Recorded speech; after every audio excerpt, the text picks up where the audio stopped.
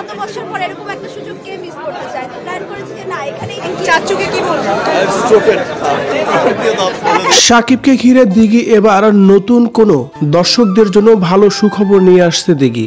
শাকিব খানের বুকে মাথা রেখে নতুন করে কি বলছে দিঘি, ভিউয়ার্স আমাদের আজকের এই ভিডিওতে সেই বিষয়ে বিস্তারিত তুলে ধরবো। একটু সময় নিয়ে পুরো ভিডিওটি দেখে অবশ্যই সঙ্গে থাকবেন। এইটাই, চাচুকে কি বলবো। চিত্রনায়িকা দিঘি, যদিও তাকে ছোট্ট বলেই জানতো সবাই, কিন্তু সেই দিঘি এখন অনেক বড় হয়ে গেছে।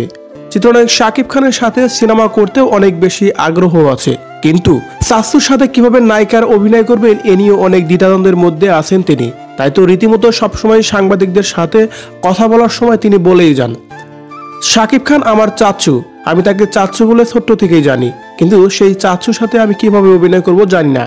তবে আমার সাথে যদি তার সাথে কোনো ক্যারেক্টারের ডিমান্ডেবল হয়ে যায় তাহলে আমি সেটা করতে রাজি আছি।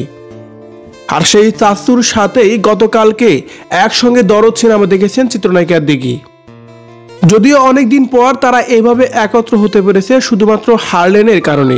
তার কারণ তারা সবাই হারলেনের ব্র্যান্ড অ্যাম্বাসিডর হিসেবেই আছে, আর শাকিব খান হলো সেই হারলেনের ডিরেক্টর হিসেবে আছেন, মানে পরিচালক হিসেবেই আছেন। আর শাকিব খানের সাথে দরদ সিনেমা দেখার পর এক পর্যায়ে যখন সাংবাদিকদের সাথে কথা বলছিলেন তখনও তাদেরকে একসঙ্গেই দেখা গেছিল। তবে দরদ সিনেমার শেষে যখন শাকিব খান এবং কি দিঘি ও আরও অন্যান্য নায়িকারা সেলফিতে আবদ্ধ হচ্ছিলেন সেই মুহূর্তেও দেখা যাচ্ছিল দিঘিকে। দিঘি যেন শাকিব খানের বুকে ঘুমিয়ে আছেন এমনটি দেখা যাচ্ছে। সত্যি তাদের এই দৃশ্যর ভিডিওটি এখন রীতিমতোই সোশ্যাল মিডিয়ায় ভাইরাল, তাই তো তাদেরকে নিয়ে অনেক বেশি আলোচনা হচ্ছে সোশ্যাল মিডিয়ায়। আমারও কি দিঘি শাকিব খানের সাথে নতুন কোনো সিনেমায় চুক্তিবদ্ধ হতে যাচ্ছে? এদিকে দিঘি তার ফেসবুক পেজে শাকিব খানের সাথে জড়িয়ে ধরে থাকা বেশ কয়েকটি ফটো তার সোশ্যাল মিডিয়ায় ফেসবুক পেজে আপলোড দিয়েছেন, যেখানে আপলোড দিয়েই দিঘি লিখেছেন দরদ ডে।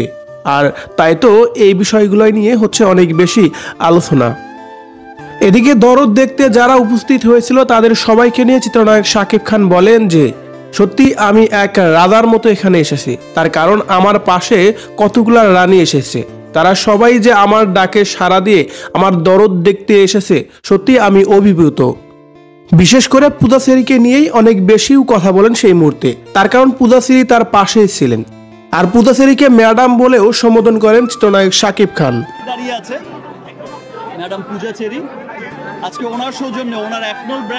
চিত্রনায়ক শাকিব খান এবং দিঘি তারা যদি নতুন কোনো সিনেমায় আবারও চুক্তিবদ্ধ হয়ে এক হয়ে নতুন কোনো সিনেমা করে তাহলে আপনার দিক থেকে কেমন হবে?